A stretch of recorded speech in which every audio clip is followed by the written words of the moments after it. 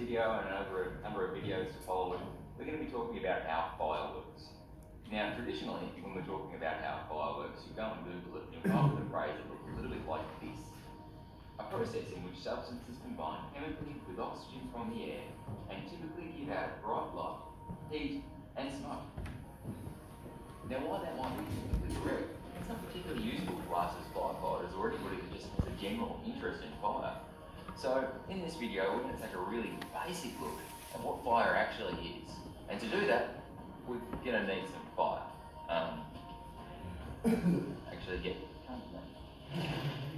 Alright, so now we have our fire. And while it might just be a candle, the lessons that we can learn from a candle burning can also be applied to much larger fires. So here we're looking at a combination of three different elements. We're looking at a combination of heat, fuel, and oxygen. And they're all combining together to form fire as we know it. But it's not just those three elements that we need. We also need a chemical reaction to occur between the three. And it's the addition of that chemical reaction that we refer to as the fire tetrahedron. To get that chemical reaction, we need each of these elements to be in the correct proportions so that they can allow combustion to occur. Firstly, let's have a look at fuel. The fuel in this picture is the wax itself, and it's a type of wax known as paraffin wax, and it's a combination of hydrogen and carbon, also known as a hydrocarbon. Now, for the wax to be flammable, it needs to be turned into a gas, because we know that it's not actually solid objects that are burning in a flame, it's the flammable gases that are emitted from them. So for the wax to become flammable, it needs to be turned into a gas first. And that happens by a process called pyrolysis. And we'll talk about pyrolysis more in a later video, but for now, you just need to know that the wax gets heated, and through a process called pyrolysis, it's turned into a flammable gas that then makes it available for the fire to burn. The second element that we'll be talking about is oxygen. Now, the oxygen for this fire comes from the air that we breathe. We know that in any normal atmosphere, there's around about 20.9% oxygen in the air, and this is what's allowing the fire to sustain combustion. Now, the final element of that fire triangle is the actual heat itself. Now, the heat can come from two sources. Firstly, being a piloted ignition, like I've done here, is basically lit my candle with a match, or it can be done by spontaneous combustion, which can be reached by certain temperatures or through other chemical or biological means. Now, to demonstrate here that it's actually the gases that are burning, what I'm going to do is blow the candle out, and then I'm going to attempt to relight the gases that are emitted from the candle. And you should see that the flame will actually travel back down through the smoke column. Alright, and the candle is out, and I move the match in, and when I slow it right down, you'll see that as soon as it touches, the candle relights, and the flame actually travels down through that smoke column. And this really clearly demonstrates that the smoke itself is what's burning, and that smoke is actually a really flammable element. Okay, so now we know that fire is actually a combination of three different elements, being heat, fuel, and oxygen. And it's the chemical reaction between those three elements that gives us fire as we know it. In the next episode, we're going to be talking more about pyrolysis and talking about how we actually get our fuels from a solid state into a gas. And in doing so, we're going to be talking about how our fuels actually affect our fire's behaviour and how we can start to read a little bit more into our fire's behaviour and start to determine what's going to be happening next with, say, structure fires and those kinds of things. Alright, thanks for watching. Okay, pretty cool little demos that he's used there. I'm going to show you another one.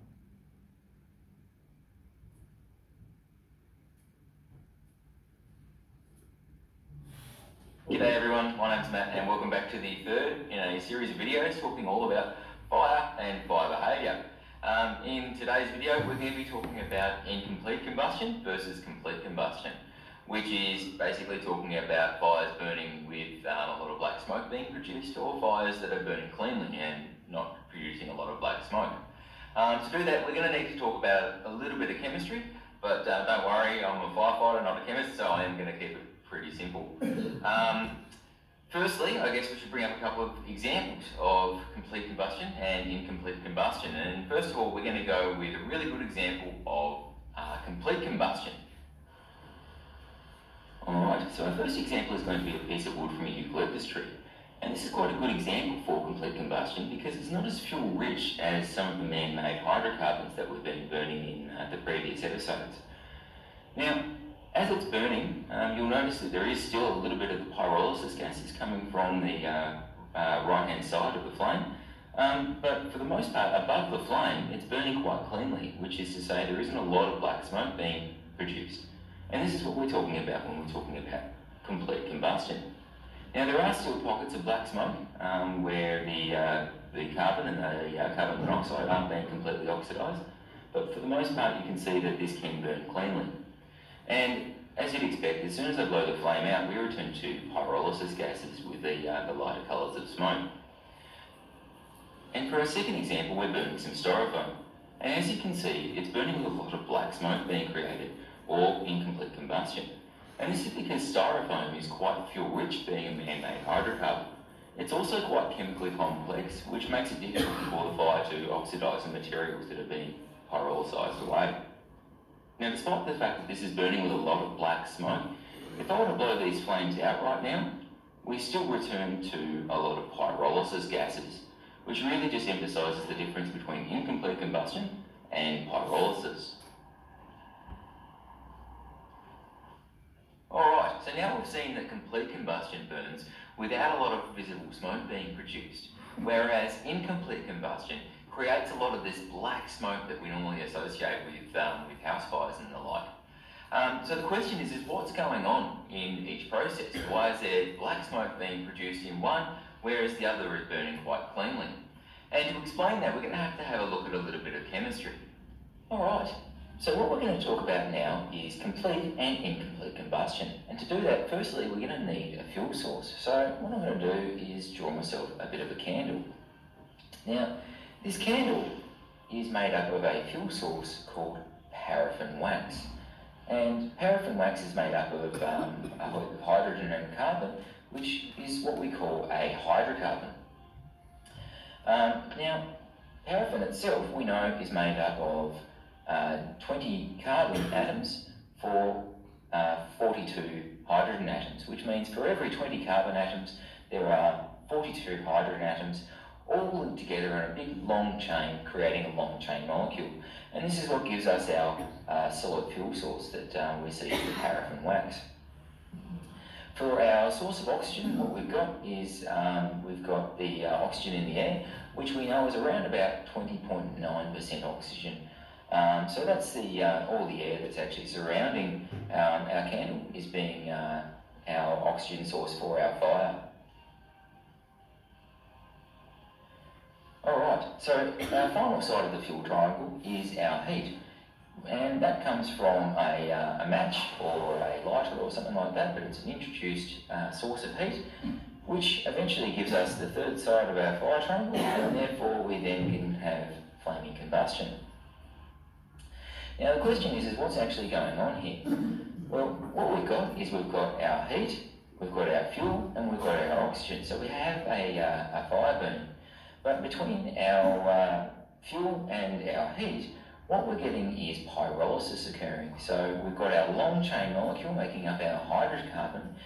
That is actually being broken down by the heat. And through the process of pyrolysis, it's being broken down into shorter and shorter segments until we end up with our carbon and our hydrogen starting to float away from around the wick. And I'm sure as you've blown a candle out before, you've seen that there's always that white smoke that's present just afterwards. That's the pyrolysis gases that are actually being released from the wick. And they're the flammable gases. That's our carbon and our hydrogen that is just floating away. But as the flame's actually burning, those elements are actually being oxidised. They're actually joining with the oxygen in the air. So what's actually happening is as the carbon starts to float away, it finds some oxygen. So what happens is the oxygen latches onto the carbon in a chemical reaction that releases light and heat. And that's what we know is actually a flame. And the same thing is actually happening with the hydrogen. So as the hydrogen is starting to float away, once again, it meets up with the oxygen. They join together, and when they slam together, they release a lot of heat and light. And once again, that's adding to the visible light of the flame. Now, there's two different types of main reactions in this process. The first one is a complete combustion reaction. And this is where our carbon or our hydrogen is joining with our oxygen and being fully oxidised. And one of the byproducts of this is carbon dioxide. So as the carbon floats out, it finds all the oxygen that it wants. We end up with carbon plus 2 oxygen atoms joined to it, and we have a fully oxidised carbon dioxide. That takes care of our carbon in this reaction. But how about the hydrogen? Well, for the hydrogen, what we end up with is H2O. So we've got our hydrogen atoms joining up with oxygen atoms, and we end up with H2O, which is water. And it may come as a bit of a surprise to some people that water is actually a byproduct of most fires, because hydrogen is usually present in most fuels that we encounter. Now, this is a complete combustion reaction, and when we're just simply talking about a hydrocarbon containing only carbon and hydrogen, these are the byproducts that we get. For an incomplete combustion reaction, however, we still get our carbon dioxide.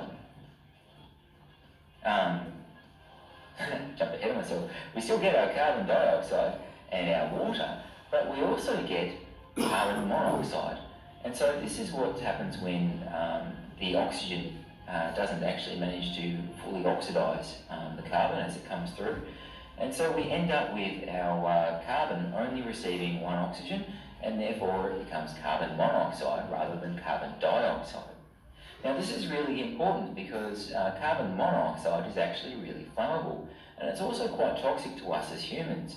So anything that creates carbon monoxide is actually quite inappropriate to have in our homes because it can be quite toxic towards us. Now, the final element that we can get in this reaction is just pure carbon. And this is what makes up a lot of the soot that we see coming out of the top of the flame. So our black smoke and these kinds of things is generally just a whole heap of carbon which hasn't been oxidised at all. And this is really the main differences between our complete combustion reactions and our incomplete combustion reactions. Now, it's really important to note that this is just the case for something like a hydrocarbon that only contains carbon and hydrogen. Once we start introducing a lot of other elements into that, we're going to end up with a whole heap of different reactions that we're not going to be covering in this video. But for a nice simple example of complete combustion and incomplete combustion, our paraffin wax can work quite well.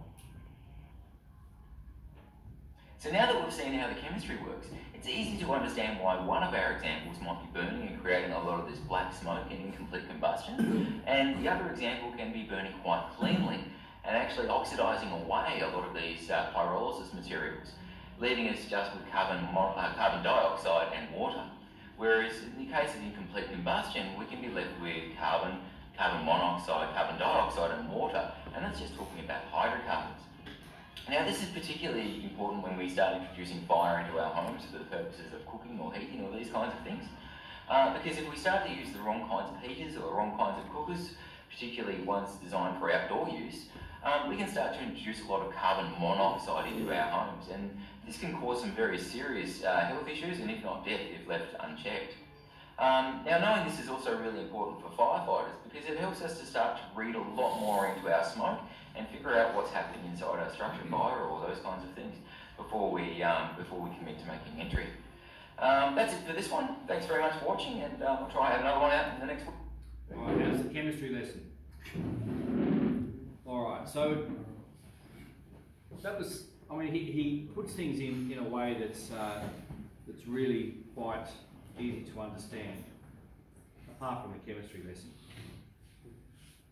If we talking about various ways that heat are transferred, okay, let's have a look at this. So heat transfer describes the flow of heat or from one object to another. We know that heat's transferred via direct means, so direct contact with flame causes heat transfer, can quickly spread a fire. Typically, bushfires are a really good example of direct heat transfer or direct flame contact. Next one, is conduction. So heat can be conducted from one material to another.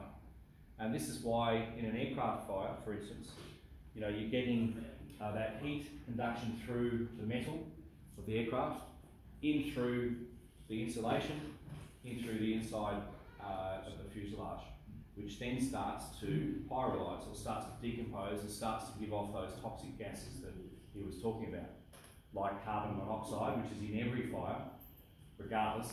Every fire that burns fuel releases carbon monoxide, which is poisonous, and all of those other things that I talked about the other day, all those other chemicals. Convection, so the flow of fluid or gas from hot areas into cooler areas. So you get those convective heat currents, particularly from the fires that we're dealing with, which have got major convective heat currents from the fuel sources, from the flammable liquids. And radiation, radiated heat. Radiated heat can move straight through objects. So radiated heat from the side of a fuselage straight through again into a cargo hold or into a fuselage. I'm not going to play another one of his videos because they're ridiculous, but I'll just let you know that his videos are available to you guys. They're on YouTube as well, and he's actually made some for us for the Qualify project as well, and they're really good. They are quite at base level, so you can put base level recruits through some of this stuff as well. We know our classes of fire, yeah? Class A. What's Class A? Combustible material. So what sort of combustible material? Wood, okay. Wood, paper, plastics, any carbon-based or any organic materials, or carbon-based, which plastics are. Class A fires, of course, water, or Class A foam. You guys don't have Class A foam on your trucks, so water to cool the fire, of course, is the best means. Class B, of course, we know what that is. Flammable liquids, combustible liquids. So best using Class B foam, of course, or DCP, it's quite effective. Class C. What is it? Yeah, flammable and combustible gases. Okay, I guess there's three different types of things that we've got to know about combustible gases and flammable gases. I remember I was doing time as a commander in Perth, which is right over the other side of Australia. It's actually as far from my place, Melbourne, to Perth as it is from Melbourne to Fiji. It's that far away. It takes you 5 days. If you wanted to drive from Melbourne to Perth, like non-stop, 5 days to drive. Yeah, long way.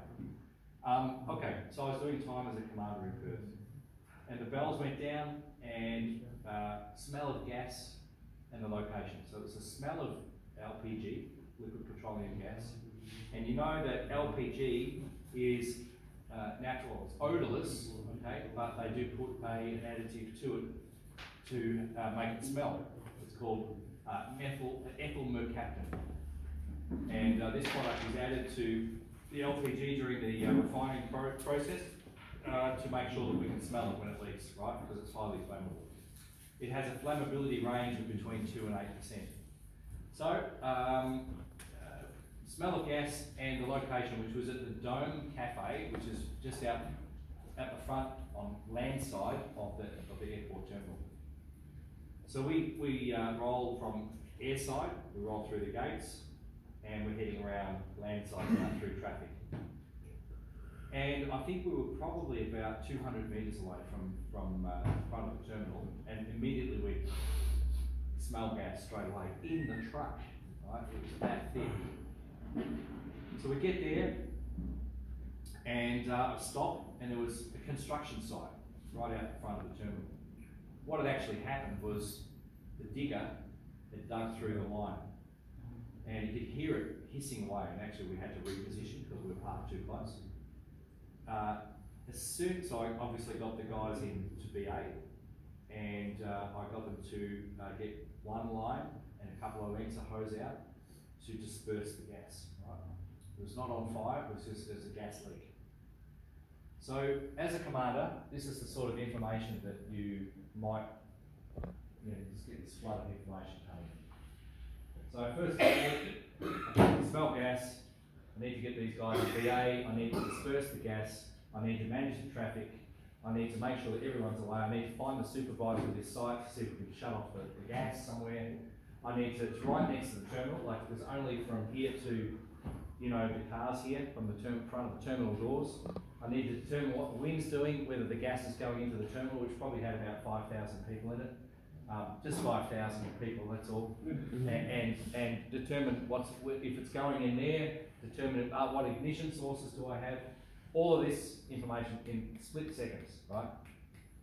So I got out of the truck and my foot just hit the ground as a young police officer came up to me, and he came up to me like this, big eyes, should we evacuate the terminal? Like this, should we evacuate? So he's got these big eyes. And so what I said to him, was like, my foot didn't even, 1 foot hit the ground. So I said, just give us a second, Bill. Just give us a second. I've only just got here. Then I said, look, I pointed over to the terminal, I said, seal the doors to the terminal. The wind was blowing the other way anyway. Make sure no one goes in, no one goes out, and just clear this area, isolate it. So that's, okay, tick. Then I look around, downwind, over there, and I could see in the distance taxi drivers, way in the distance, right? What do you reckon they were doing? They were out of their taxis like this looking? Exactly, they were. So the other police officer, go and deal with those idiots, right? Just get them out of here. So, all of this stuff coming in. All right, so LPG, gas. Is it heavier than air or lighter than air? Lighter? No. Heavier than air.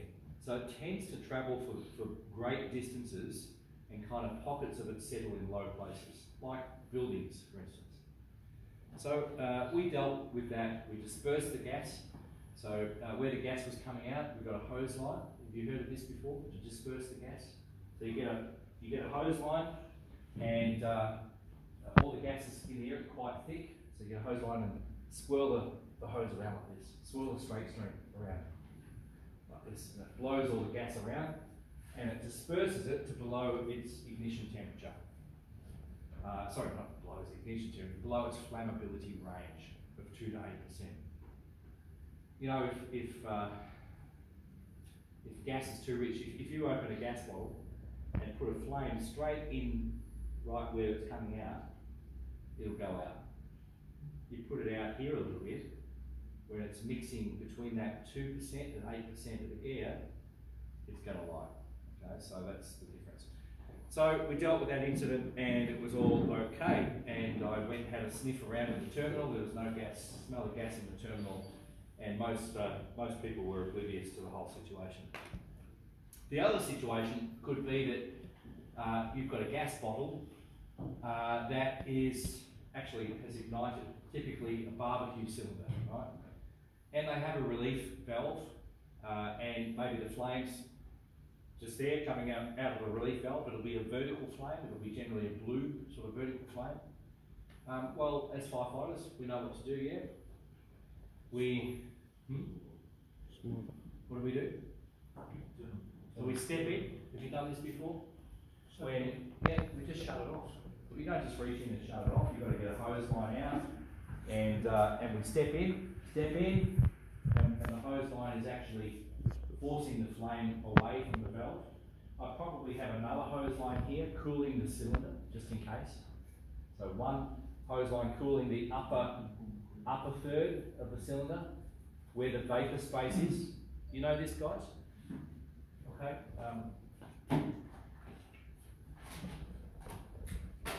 So a gas cylinder, it can be one of those kind of big ones that sit on the ground like this. Okay, LPG. So we've got a fire coming out here. So what we do is we have one line, and the water is actually being trained on this kind of area here. We don't want to put it out. We don't want to just snuff the flame out, because then you've got a gas leak. And then you've got ignition sources around, then you've got a far bigger problem, potentially. So we need to train our straight stream right in this area here to make sure that that vapor space is potentially cooled. And any effects of the radiant heat is nullified. And then another line coming in that we, basically a cone pattern, and as we step in, it's pushing the flame away, step in, and get right up close to the flame, and reach in with a gloved hand, and just turn the valve off, yeah? Done, problem solved. Probably a worst case scenario with gas, flammable or combustible gas, is when you've got a fire that's actually impinging on the gas cylinder. So what could that cause? Have you heard the term blevy before? You haven't heard the term blevy? So this is where you have a gas cylinder that's involved in a fire. So for instance, if you have a fire in a building, such as the terminal, or maybe a building that's got some barbecue cylinders in there, or you've got a building on fire and nearby there's an exposure, which is a gas bottle, you want to make real sure that you protect yourself and also protect that exposure, being the gas bottle. What can happen is that the gas inside is liquid, right? So if there's fire that's heating up the outside of that cylinder, A, the metal is being weakened by the fire over time, and B, the liquid inside boils. And the boiling liquid, and it's got a vapor space there as well, the boiling liquid lets off, vaporizes, the gas vaporizes, and fills up the vapor space. As the liquid boils off, the liquid level drops down, but the vapor space expands far greater than the valve can actually let it out. So we have what we call, after about roughly, they say the industry standard is about 10 minutes. So if a gas cylinder is on fire, if a fire is impinging on that gas cylinder, within about 10 minutes, you will probably get a bloody situation. And you can actually read this because the gas bottle will be screaming, just like Buller the other day, kettle screaming, right? It'll be whistling just before it's about to go. And a blevy is a boiling liquid,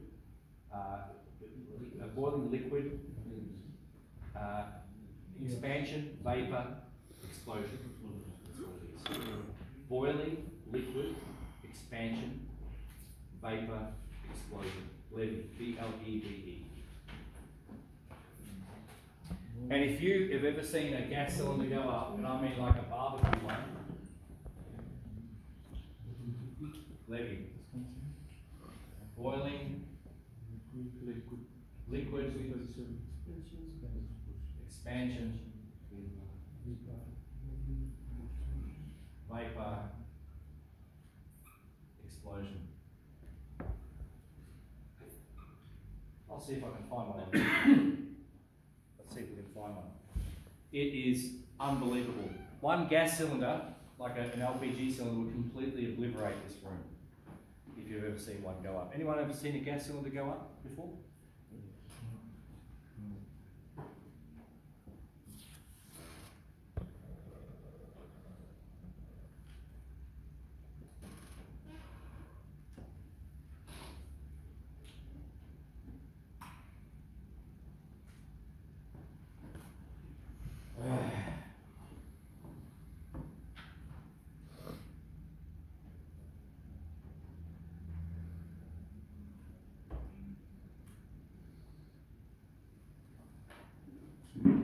Here's a good one.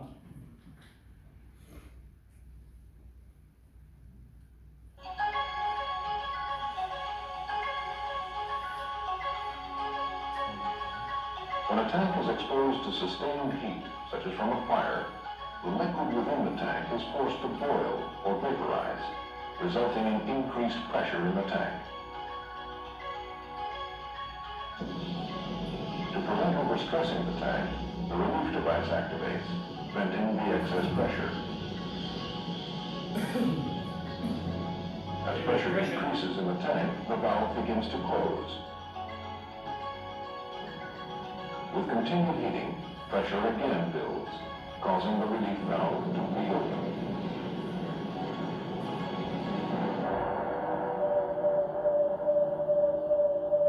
Where flames impinge on the tank below the liquid level, the liquid absorbs the heat, allowing the tank metal to remain at a safe temperature. With continued relief valve operation, the liquid level drops, exposing a greater area of the tank to the effects of heating. With the flames impinging on the vapor space of the tank, the temperature of the tank metal, uncooled by liquid, rises. At some point, due to the vapor pressure from within, the tank metal begins to weaken, stretch, and eventually tear. As the tank comes apart, large quantities of both liquid and vapor are released in a powerful explosion. I don't think you want to be anywhere near that. The heat radiated is sufficient to ignite combustibles and cause burns great distances from the explosion. Yeah. So is that the 10 minutes that limit? About 10 minutes. About 10 minutes. You can't say it's 10 minutes. We'll Depends time on it the down in a size. second. Different on the different sizes of the Yeah. thickness of the. And depends on the size of the fire, etc., etc. But you're looking for the signs. And I've been to one levy of a small cylinder, and you can hear one of the common signs is you can hear the whistling.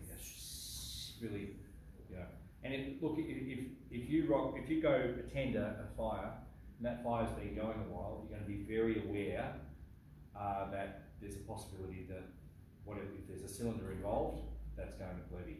So in other words, you completely isolate the area, and try to cool from a distance. You would not.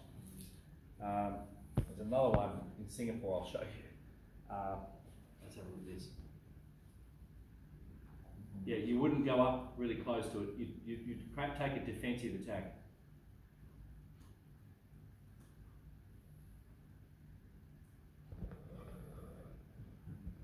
Here we go.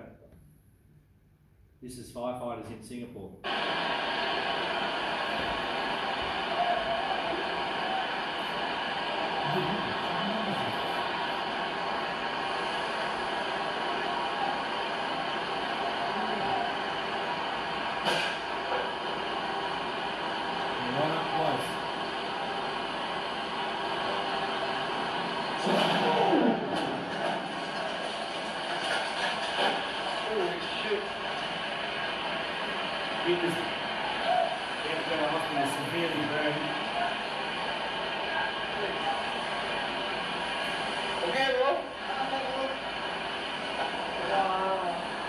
That actually happened while I was in Singapore. That's the civil fire service. Okay, here's another angle of it.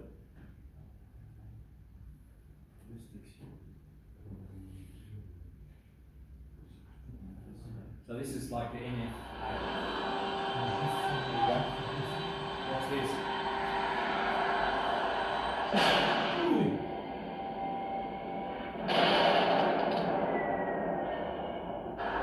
So you know what you're dealing with, yeah?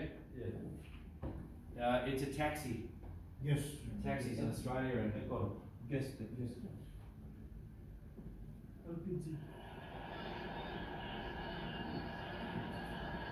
He was, his face was burned. He was very lucky that he wasn't killed. So all I'm saying, guys, is they're a familiar sight. Railroad cars, tanker trucks, and storage tanks. They carry contents under great pressure, and they bear warnings with good reason.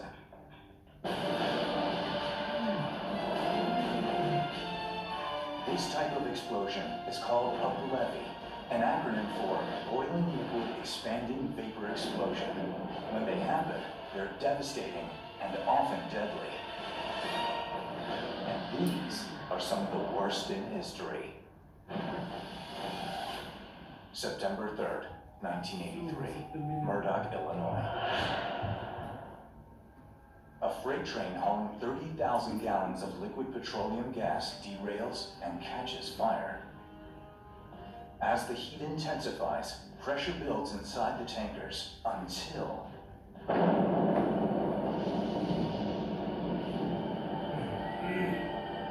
the blade is so powerful, it hurls this huge tanker as if it were a toy.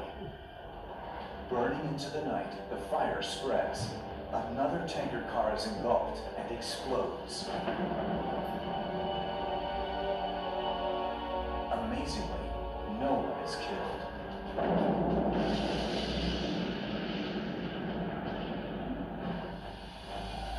One more. July 25th, 2007, Dallas, Texas. A case of multiple levies. At a Dallas welding supply company, more than 100 canisters of acetylene gas explode. The blast rocked downtown Dallas for more than a half hour. But what caused this horrifying levy? It begins with a routine fuel delivery. Something goes wrong, and the highly flammable acetylene gas leaks from the hose. Once the leak mixed with air, it either was ignited by static electricity or some type of open flame within the general area. The truck erupts in flames and explodes. The fire quickly spreads to an adjacent building that stores acetylene and propane gas in individual canisters. The initial explosion caused the inflaming impingement on the small canisters that are being stored within the area, and these little canisters are starting to go off like bombs. One after another. There was a fire in China at a, well, it's a very well-known one. I thought it was here. Doesn't matter. And it was at a factory, a big factory, and the services responded, including actually the airport, nearby airport fire service.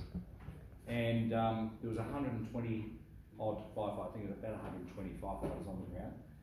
And the commanders, they didn't bother to, all they saw was the fire. They didn't actually bother to ask what was in the factory, right? And it was actually a chemical manufacturing factory. So they went in, and the whole thing, because there was big vats of chemicals, the whole thing just blevied completely. The whole thing, and they all died. 120 odd firefighters died. So, you know, we've really got to understand, if we're going to structural fires, going to fires in aircraft hangars, you know, what's likely to be in there. If we're going to, you know, around terminal fires and things like that, we really need to understand what are the exposures. So a bit of a diversion there.